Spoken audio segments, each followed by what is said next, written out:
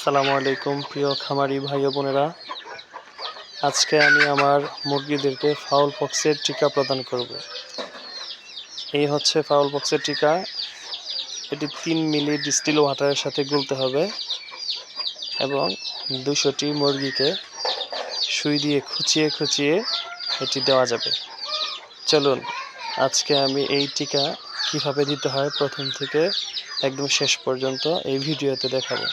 সবাই আমার এই ভিডিওর সাথে থাকবেন, কেউ স্কিপ করবেন না।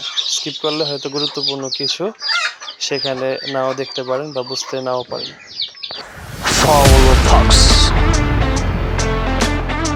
লাইক করুন, সাবস্ক্রাইব করুন, ফলো করে পাশে থাকুন।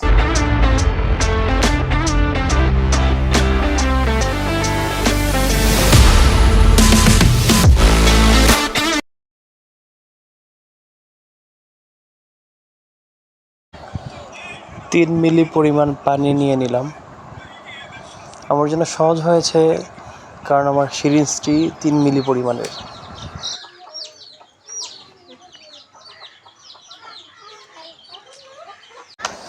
এখন আমি ভ্যাকসিনটি গুলে নিব। আর গোলার জন্য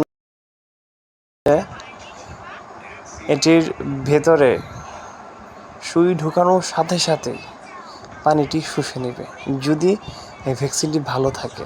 আর যদি ভালো না থাকে তাহলে পানি অটোমেটিক্যালি টেনে নিতে পারবে না। এই দেখুন, পানি অটোমেটিক্যালি চলে গেছে, তার মানে বোঝা গেল ভ্যাকসিনটি ভালো। এখন আমি ভালো করে মিক্স করে নিব। মিক্স করার জন্য ঝেঁকে নিচ্ছি।